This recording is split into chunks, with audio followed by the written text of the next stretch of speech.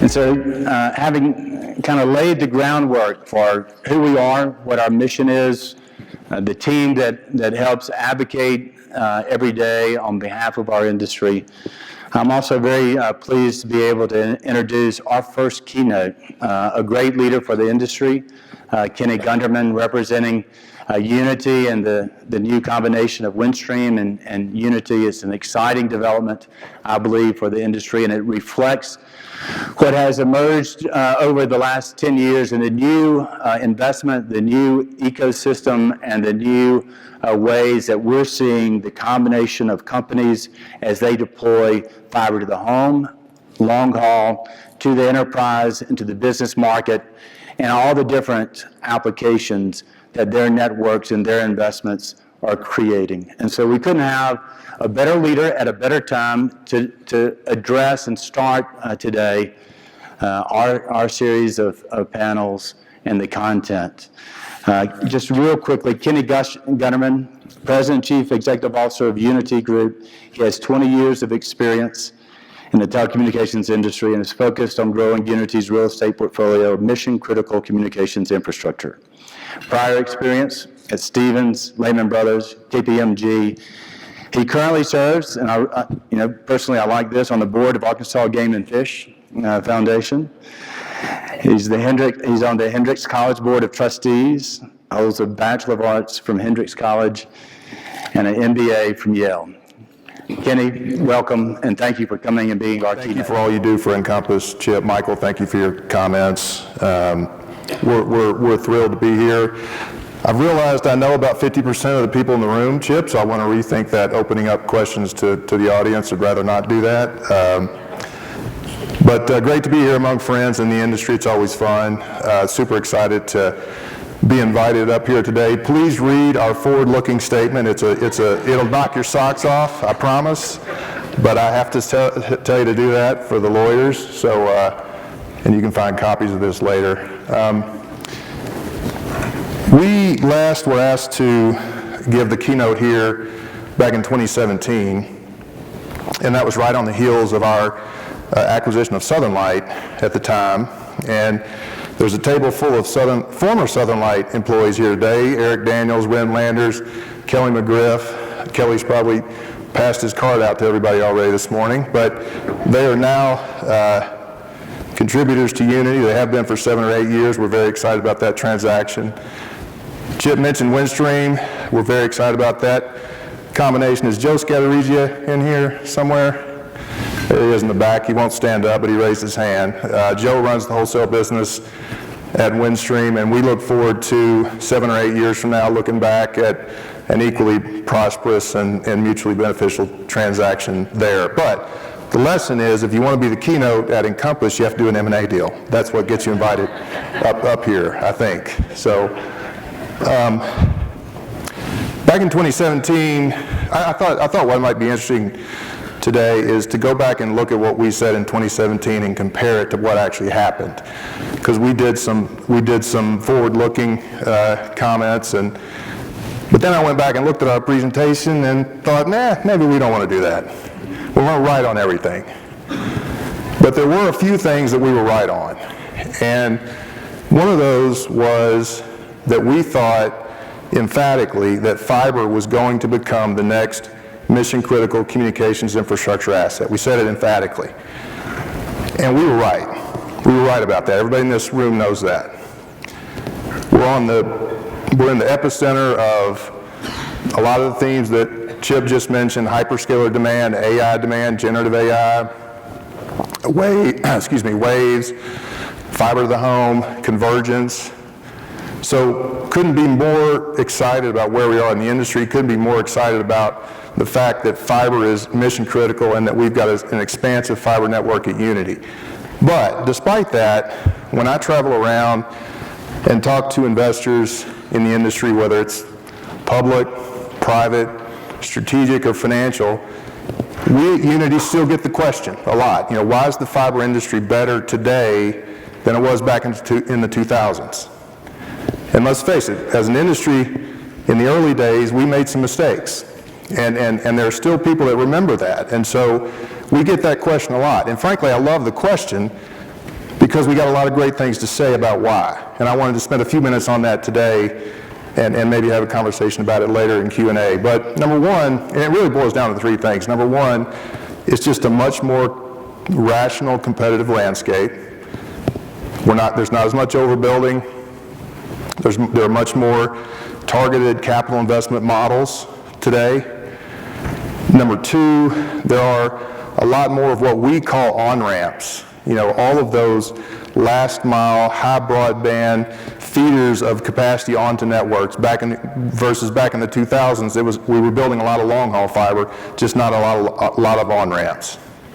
And number three, as a result of those first two, back in the 2000s, demand was on the come, right? We were building things with demand on the come.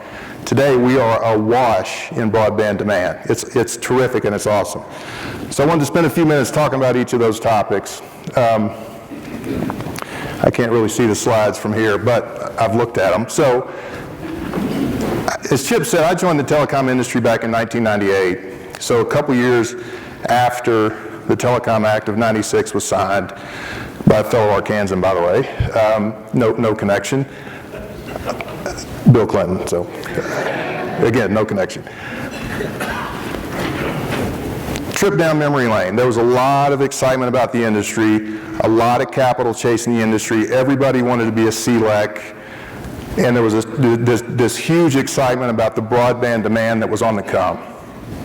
Capital was chasing business models and long-haul business models in particular. And so you can see there's a lot of logos on here that are familiar to people in this room, and you can see that the majority of the fiber being built was long-haul in nature, and just a handful of companies were starting to really focus on last mile.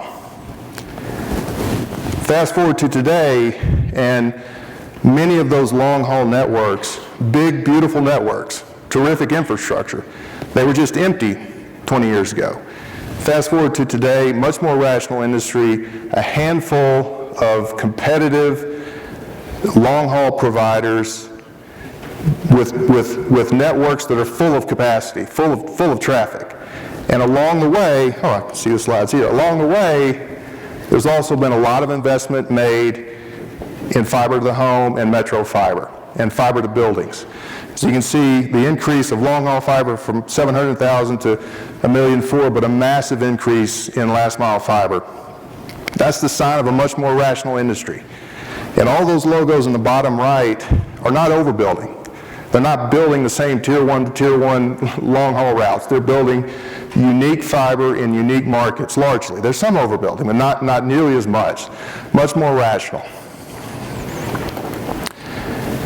This is a great page. I love this page. So what does all that fiber being built mean? If you look at the bottom left, back in the early 2000s, there were a few thousand fiber to the home customers. Today, we have 80 million fiber to the home passings and growing at a substantial rate, because there are still many, many, many homes in this country that don't have fiber to the home. And the business model for fiber to the home works today. You can build fiber to the home at a level and have a clear line of sight to penetration and ARPU, and therefore the returns work. Back in the early 2000s, it didn't work. There were still people using dial-up in the early 2000s. Anybody in here remember dial-up? It was awesome and it sucked at the same time, right? It was all we had, but man, today compare that to a 1 gig fiber connection into the home, there's no comparison. It takes 375 years to download the Library of Congress on a dial-up connection. It takes a matter of hours on a 1 gig fiber to the home connection. So that bottom left bar chart shows the number of passings, but it doesn't begin to capture the amount of demand that fiber to the home is going to generate. That's only part of the equation, though. Back in the early 2000s, cell phones were starting to be used, and I remember people saying, well, eventually we're going to have these single handheld devices where you can check check the web and check your email and talk on the same device. And I remember thinking, that's crazy. There's no way.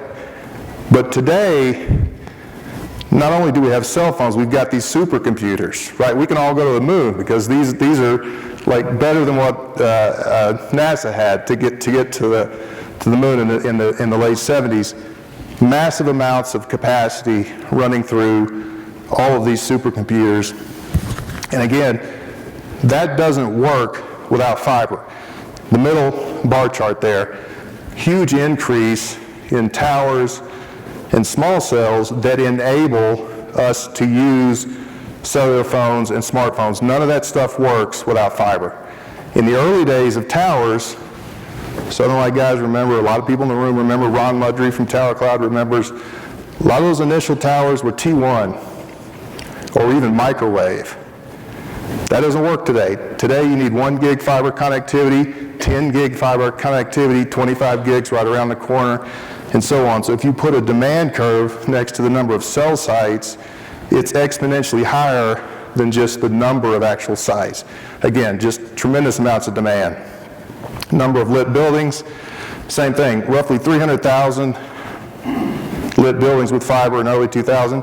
Today, Uniti, the new Uniti, is going to have over 800,000 near-net, on-net, fiber-fed buildings alone, just us. Now, I don't think that's exactly apples to apples to the 300,000, but close enough. The point is, there's just been a huge increase in getting fiber to enterprises in addition to individual consumers and homes. The social media point, interesting, not really an on-ramp. It just shows how many more of us today are using the internet than were using it before. And you all know that, right? We all know that. But I think it's super interesting to show. It's not a communications infrastructure presentation unless there's an up and to the right demand curve. So here's ours. This one comes from our friends at Cisco. We've used it in some of our investor relations material. I think it's interesting. We could spend time on each of these bars, but digital transformation, that's the phase that we're moving out of, according to Cisco, and I agree. I don't call it the digital transformation phase, but I kind of call it the COVID phase. That's pre-COVID, COVID, post-COVID. To me, COVID, as terrible as it was, and set aside politics, whether it made sense for us to be separated for social, political reasons, doesn't matter, but we were, and it would not have worked had we not been able to stay connected virtually. And I think that as a result, COVID has really accelerated the focus on fiber as being mission critical, and it's really accelerated people's views of all the different things that fiber can bring to us. I think without COVID, AI, generative AI would still be 5, 6, 7 years out. But these hyperscalers who are very smart and they have lots of capital, they see COVID, they see the opportunity that it brings. Frankly, they see what it meant to their business models, and now they want more. And that's leading us to that far right phase. Again, massive increases in demand, and these are driven by AI, yes, but it's also driven by a lot of other use cases. And I'm not a technologist. I don't understand a lot of these things on the granular level, but as an infrastructure guy, I understand that you're going to need a lot of fiber to support these use cases. A couple weeks ago, Elon Musk rolled out his We Robot strategy. I think it's what it's called. Showed his autonomous vehicle fleet, and he also rolled out what he's calling the Optimus robot, which is basically a robot, and emulates human beings' voice, actions, dexterity. And he predicted that the Optimus robot will be the single biggest product ever sold in the world. Now, and it retails for, it's going to retail for $30,000. So I thought, okay, well, there's probably a bunch of us that want one of those. There's probably a bunch of people who would prioritize other things over a robot, for a while at least. But let's say he's 5% right, or 10% right. That's a lot of robots that get connected via wireless back to towers that traverse a lot of fiber. And that kind of thinking is awesome and terrific, and we've got a lot of really smart people with a lot of capital out there thinking about those use cases on our behalf, right? Because we benefit from that, not only as consumers, but as communications infrastructure providers. So this page just sort of shows a progression of our customers as infrastructure providers. Back in the early 2000s, there weren't really a lot of customers for fiber. There were wireline customers, there were wireless customers, a few large enterprises were acquiring fiber. Good customers. Many of those businesses are still customers today. But when you fast forward to today, there are a lot more customers of fiber than in the past. And if you think about it, everybody, from the largest corporations to the largest government entities, we do a lot of work for the U.S. government and the military, down to individual single consumers have access to fiber, either directly or by one step removed through a smartphone or a cellular phone.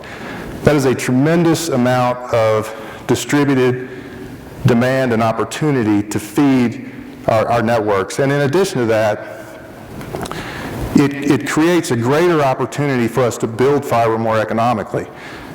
We need anchor customers to build fiber, but if you have a lease-up strategy on top of it, you can make those anchor customer opportunities work. And when you've got an exponential increase in the number of customers that you can sell to, those lease-up models work a heck of a lot better than they did. They're a lot easier to make work today than they were back in the 2000s. I think that's how I wanted to say it. So, I'm about to wrap up, but the point of a lot of that is the promise of the demand of the early 2000s is here today. All of those connected on-ramps, all of those customers, all of those use cases are driving massive amounts of demand onto these long-haul networks. So the new Uniti, we're going to have a big 200,000 route mile network. I mentioned Joe Scatterigi. Is Greg Ortel in here? Greg's not here. Greg runs the wholesale business at Uniti. I see a bunch of Uniti salespeople, support people. Go find them today. They'll tell you all about that big, beautiful network. We're selling waves. We're selling dark fiber. Tremendous amount of opportunity. And I think for other long-haul wholesale providers, their networks are going to benefit from a lot of these same trends and themes. So a much more rational and healthy market today. And in addition to that, we're very excited at Uniti to have all of these distributed endpoints, right? All of these on-ramps. We're going to own ourselves 5 million connected endpoints through Kinetic and fiber to the home, through our enterprise business and connected buildings, through connected towers, connected small cells. Again, all of that, those endpoints driving traffic onto our wholesale network. And importantly, for us, and like a lot of communications providers, our endpoints are in relatively unique positions. We're not really competing with overbuilders. We're not overbuilding others. We're targeting white space where fiber doesn't exist today. And in our view, if you're first or early to build fiber into unique locations, you have a right to win many years into the future. So we're very excited about where we're positioned from a Uniti point of view, and super excited about where we're positioned from an industry point of view. I think the more we stay focused on rational business models and deploying capital in a smart way that actually generates returns, we're going to continue to do well and prosper. So, Chip, I think that's all I had. I'm ready to take any questions.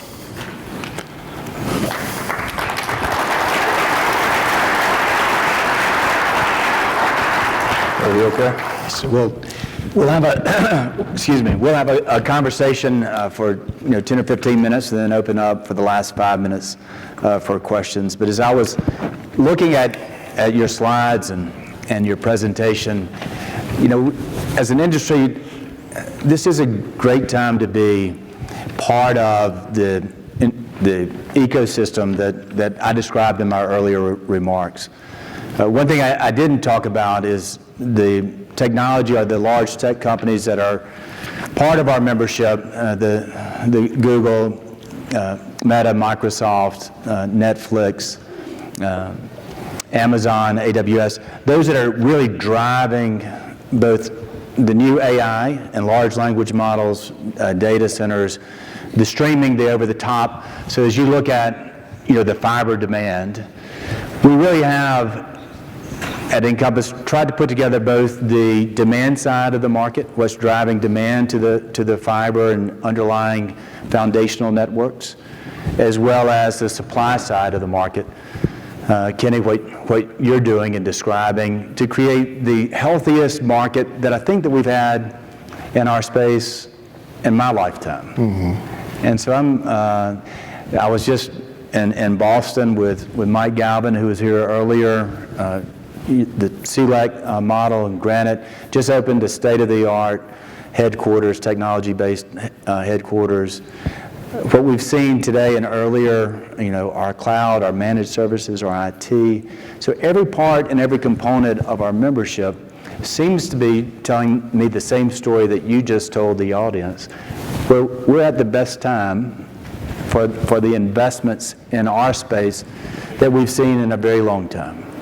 That the market is, and the demand and the investment is there for each of our business models. What do you see 5 years from now? How does it look 5 years after, the public infusion of funding, the BEAD and all the COVID money, how do we get other policies right that will allow AI to continue to provide everything from robotics to autonomy to applications to increase efficiency and productivity? What do you see 5 years from now? Yeah, it's a great question. A lot in there. I probably will miss some of it, so keep me honest. Well, it was a long question. Yeah, it's good. Well, first of all, I think AI as an opportunity, as a demand set, is definitely real. We talk to the hyperscalers daily, weekly. They are believers in it. Those opportunities are finding their way into our funnel, into our bookings, into our business, onto our networks. And you don't, I've said this all the time, you don't just flip a switch and turn on a network. You have to plan well in advance with your providers, with your vendors like us. And also just listen to what they say publicly. They talk about needing to spend hundreds of billions of dollars to invest in infrastructure to enable AI and generative AI.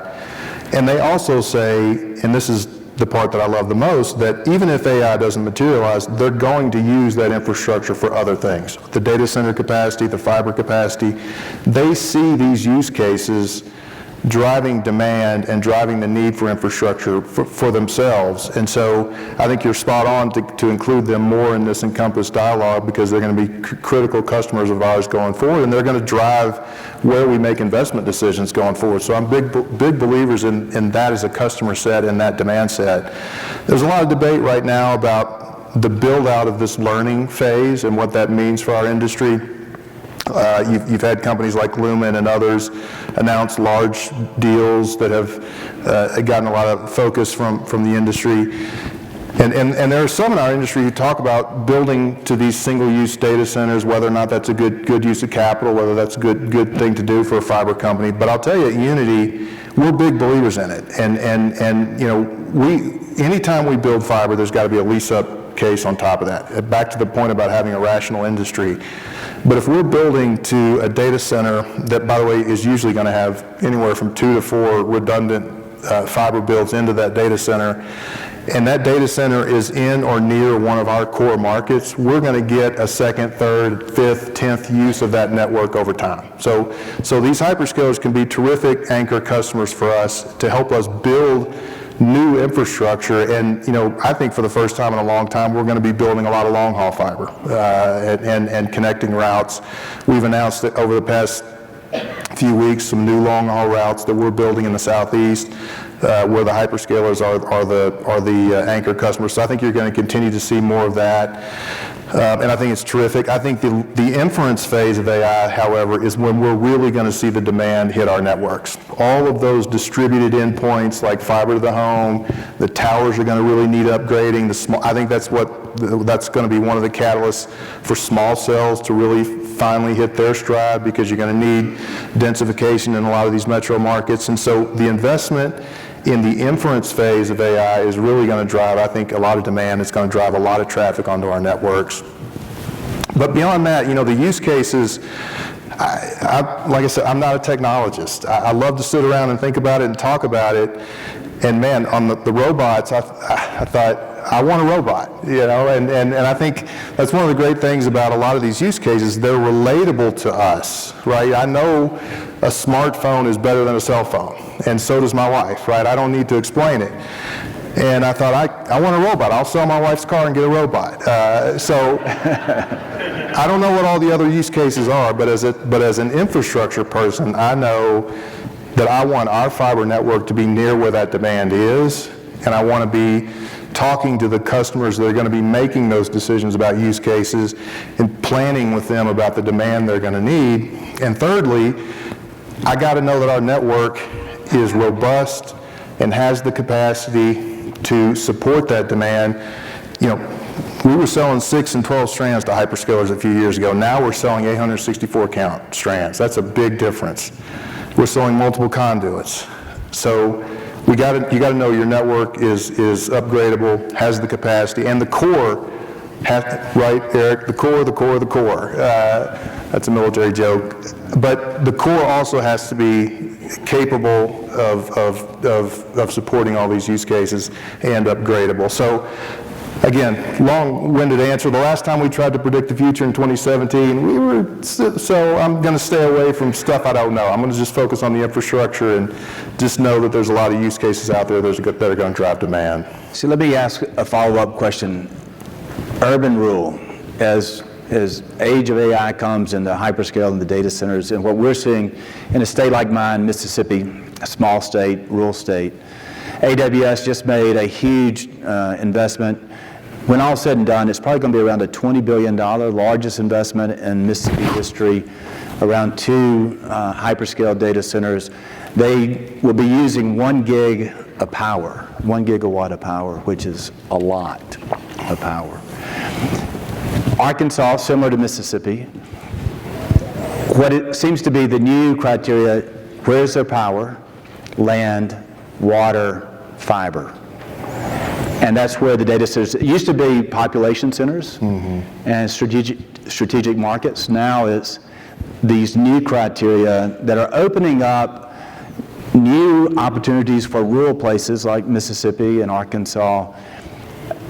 What do you think of the infrastructure to rural America that could really give them, you talked about robotics, advanced manufacturing, autonomy, things that could breathe new life and growth into rural areas of the country because of the new technology and infrastructure. Tell me your thoughts. Yeah, exciting topic. First of all, we built that fiber in Mississippi for those data centers. Thank you for that. And we did not rehearse that. So Uniti's model always has been to build mission-critical infrastructure with a focus on fiber in Tier 2 and Tier 3 markets. So we've always focused on the non-NFL cities, and our view is, like I said, if you build fiber first or early in those markets, you have an opportunity to win for many years into the future. It's really part of the strategic rationale of our combination with Windstream. It's getting into those Tier 2 and Tier 3 markets at Kinetic and building fiber to the home in less underserved markets. Always been our strategy. It's always been a successful strategy. It's starting to become a strategy that's more in vogue because more and more people are looking at the white space in these more suburban rural areas and seeing that opportunity where there's not a lot of fiber, number one. Number two, I think there's been a demographic shift. Again, back to the COVID comment, I think pre-COVID, during COVID, and continuing after COVID, there's been a move out of the major metros into the more urban and suburban areas. So again, back to the point about is there demand if you build the fiber? I think increasingly there is. I think that demographic shift has benefited. But thirdly, and I think really to your question, Chip, there are more and more anchor customers that allow us to build into these more suburban and rural areas. So fiber to the tower, for example, T-Mobile building into the more rural areas as a result of some of the commitments they made on their Sprint deal. The other carriers as well. So building those networks out into those regions has been something happening for years. Now we have more fiber to the home providers building into some of these more rural areas with government subsidy or without. But if they're doing that, they need backhaul, they need metro, they need to connect back to the core. And how do they get there? They use networks like Unitis and others that are building in those areas. But those are anchor customers that are buying dark fiber, they're buying waves, terrific customers.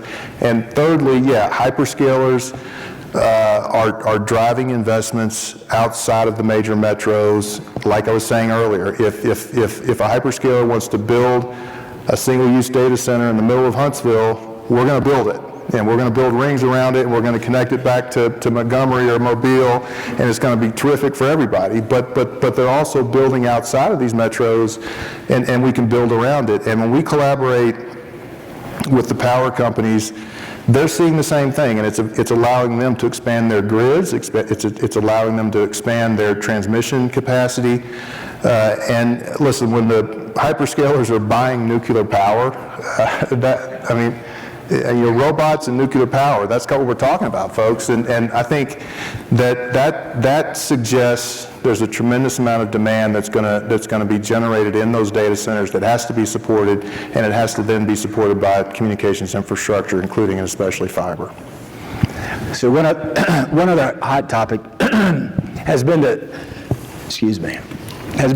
convergence of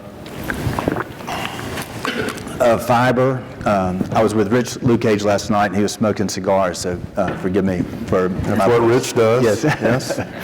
But one of the hot topics is convergence. Verizon, AT&T, T-Mobile, either building or acquiring legacy networks, fiber networks. T-Mobile, for example, buying MetroNet, and trying to bundle regional fiber and local fiber with their national wireless. What is that trend? What does it mean? What does it mean for fiber companies, regional fiber companies, fiber to the home companies? Will you have to have a wireless partner that is national? Does it make what has been a local market a national market? Or does it maintain distinct characteristics of a local regional market? I think it's a great question. I think in telecom, in my experience in the past 20, 25 years, there's always been this push to get bigger and the benefits of scale, right? Scale matters. There's cost savings, cash flow savings, economies of scale, et cetera. But there's also been this sort of balancing effect. If you get too big, you lose focus on the market and the local market. And so I think as an industry, we've gotten bigger, we've gotten smaller over time, right? And right now, what I think is really exciting about the trends that I'm seeing, at least, is customers and what they want are driving M&A, right? It's a much more rational market, including wholesale. I think our customers want big, beautiful networks. They want to work with providers who have big scale, expansive networks. That's driving a lot of the consolidation that we showed on that slide earlier about all the logos back in the early 2000s versus a fewer number today. So I think that trend has been driven by customers. On convergence, I think it's the same thing. When you listen to the wireless carriers, they are believers in convergence because they're seeing it as a demand from their customers. Their customers want a fiber to the home connection and a wireless connection. I believe that. Again, as a consumer, I can relate to that. And so I think that is driving the consolidation that you're seeing. Verizon acquiring Frontier when they sold Frontier 10 years ago. It made sense for them to sell it 10 years ago. It makes sense for them to buy it today for that very reason. So I think from a consolidation perspective and from an M&A perspective, I think that's going to continue. I think we're probably going to wind up seeing a handful of true fiber to the home owners, similar to what we see in cable. You've got 4 or 5 large cable companies that have kind of divided the country. I think you're going to see the same thing on fiber to the home.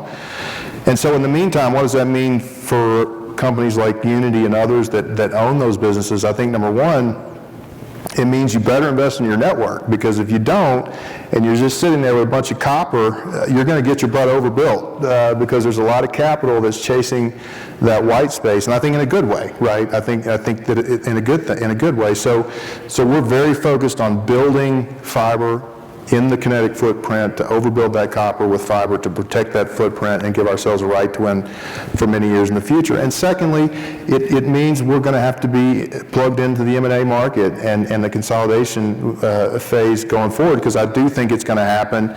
And I think head in the sand doesn't work. I think you got to be out engaged with the industry, and that's exactly what we plan to do.